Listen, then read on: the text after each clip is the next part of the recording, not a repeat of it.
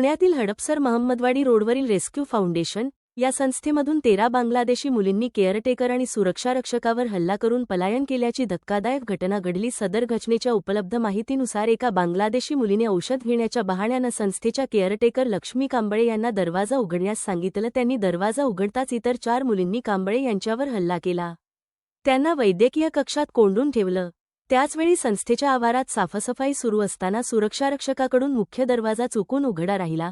याचा फायदा घेत 13 बांगलादेशी मुलींनी सुरक्षारक्षकाला ओढत आणि त्याचा चावा घेत तिथून पळ काढला. घटनेची माहिती मिळताच संस्थेने तात्काळ पोलिसांशी संपर्क साधला. पोलिसांनी सय्यदनगर आणि हडपसर परिसरात शोधमोहीम राबवून पळालेल्या मुलींपैकी 2 ताब्यात घेतलं, पण इतर 11 मुली अद्यापही बेपत्ता आहेत. धक्कादायक बाब म्हणजे या घटनेबाबत हडपसर पोलिसांनी अद्याप FIR नोंदवलेला नसून केवळ GD नोंद केली आहे. रेस्क्यू फाउंडेशन ही संस्था मानवी तस्करीतून वाचवलेल्या महिला आणि मुलींसाठी काम करते. पलायन केलेल्या मुली या बांगलादेशी नागरिक असून त्यांच्या प्रत्यार्पणाची प्रक्रिया अत्यंत संथ गतीने चालते. 1 ते 2 वर्षे